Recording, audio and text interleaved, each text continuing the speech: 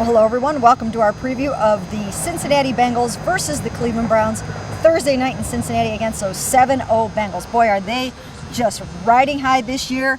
They just came off a victory over the Steelers and looking to keep it rolling in Cincinnati. Yeah, no question. They look like the runaway favorites to win this division. It would really be something at this point if they were to collapse, because they've just played so well. They've really got everything working this year. Well, you know what? Andy Dalton, the last time the Browns played him down there, it was Andy Dalton 2.0. They picked him off 3 times.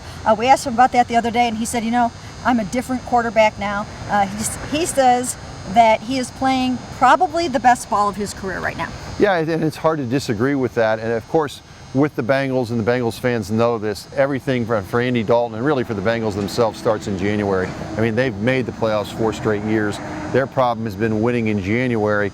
Right now, the Browns would like to go in there and at least plant a little seed of doubt with this game. And we know, Mary Kay, that was the biggest win of the year last year for the Browns on that Thursday night game. Yeah, and you know, the Browns unfortunately will be going down to Cincinnati without some of their key players. Boy, Brian Hartline with a concussion, Andrew Hawkins still in the concussion protocol, Joe Hayden and Dante Whitner too. We always, when we look to the Bengals and the Browns, we think, what do we think of first? Joe Hayden versus A.J. Green. Yeah, and that matchup's not going to be there. You'd have to think Tramon Williams may give him a shot over there. Johnson Batamosi is going to be in the mix there, but boy, that's got to be that really is an advantage for Cincinnati, because Joe Hayden has over the years played him so well. He really has. And you know what? The Bengals are scoring a lot of points this year. I believe they're 3rd in the NFL with more than 28 points per game. So it's another, you know, sort of high-flying offense that this defense is going to have to go against. And they can run the ball. And obviously the Browns, it doesn't matter who the opponent is, they're not stopping it. Yeah. What's interesting with the Browns is that they've had a couple games here recently where they've played well in the first half and then have kind of fallen apart in the second half of games.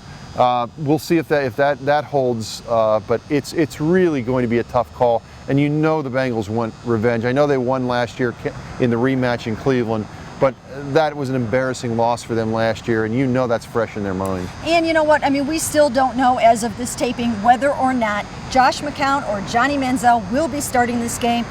Josh has that unbelievable rib injury. You know, he won't say it, but you know, I wouldn't be surprised if he's got some cracked ribs in there. He's in a horrible amount of pain, and this could be the night of Johnny Manziel. Yeah, and again, you talk about wanting a little bit of revenge.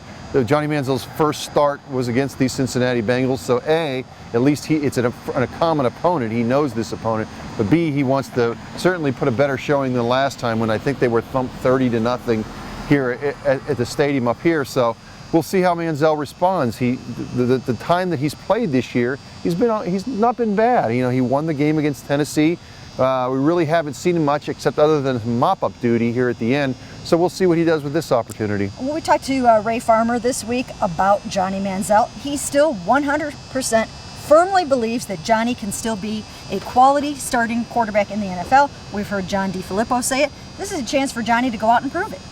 Yeah, no question. And you know, if he wins, if he could somehow go down there and engineer a victory, it would certainly put a lot of pressure on the organization, and in some ways you'd hope the organization would embrace it. If Johnny Manziel goes down and wins there, you know, maybe we're going to see a different last 5 or 6 weeks of the season as far as who's starting at quarterback. Well, you know, that could be. Even when we talked to Josh this week, he did say that these ribs aren't going to be healing in a matter of days or even a matter of weeks. So, you know, that he might have the time that he needs to heal up, and then, you know, who knows what can happen after that. It won't be easy for Johnny, though, because once again, as we said, not only will he be out some receivers, they have no running game.